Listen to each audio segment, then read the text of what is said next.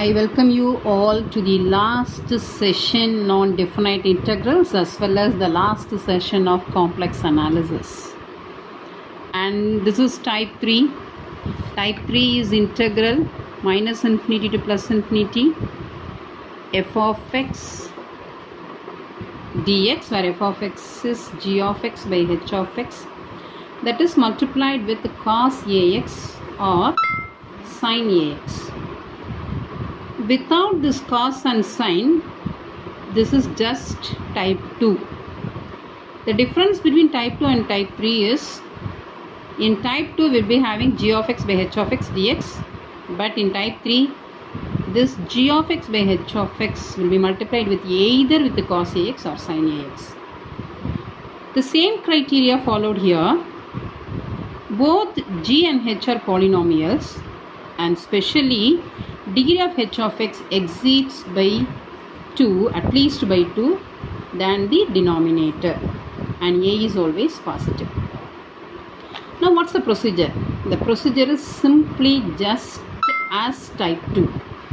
The only thing is, here instead of cos and sin, first you replace all x by z and make it as f of z. F of z is g of z by h of z. Instead of cos or sin, you write it as e power I a z. And you proceed this one as in case of type 2. Finally, after completing, if your integral contains cos, then you find real part. What is e power I a z? Cos a z plus I sin a z. In the final answer, if your integral contains cos, you find the real part of your final answer. If your integral contains sin, you find the imaginary part of your final answer. That's all. Everything just similar to your type 2, except the first step. Here instead of cos and sin, you have to write it as e power I a z. The rest, as you follow as in type 2.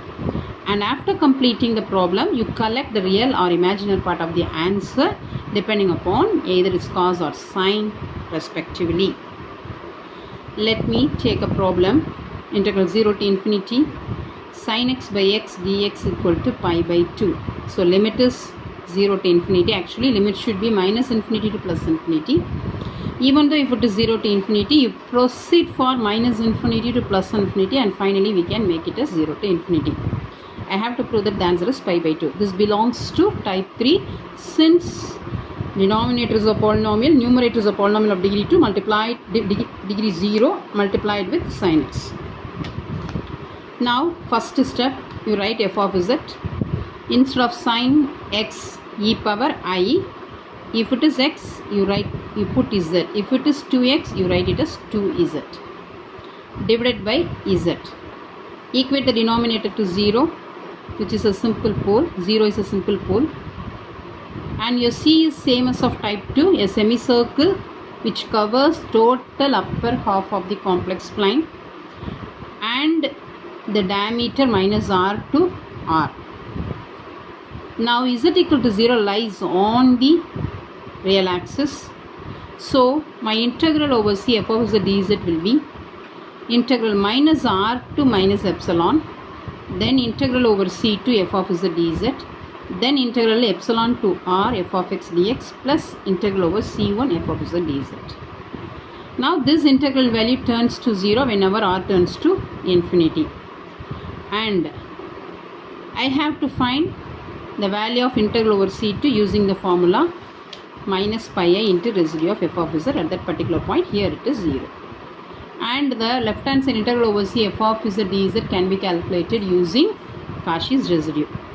Let me calculate this integral first. Minus pi I residue of f of z at the point 0. So minus pi I method 1, limit z turns to 0, z minus 0, the factor of z equal to 0 into the function f of z e power I z by z. Now cancelling z